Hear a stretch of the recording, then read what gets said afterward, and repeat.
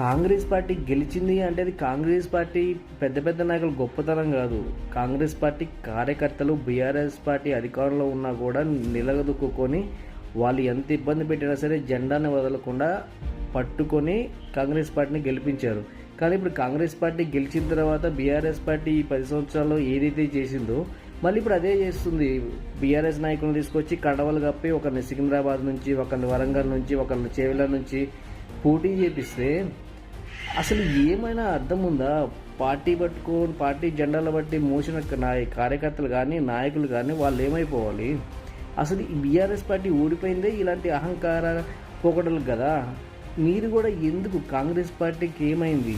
కాంగ్రెస్ పార్టీలో నాయకులు ఉన్నారు కదా, వేరే పార్టీ నుంచి తీసుకొచ్చుకొని నిల్చోబెట్టి గెలిపించి వాళ్ళకి కండవలు మార్చి ఇప్పుడు వాళ్ళని మీ క్యాండిడేట్లకు ప్రజెంట్ చేసినంత మాత్రాన ఏమి ఒరగదు. ఎందుకంటే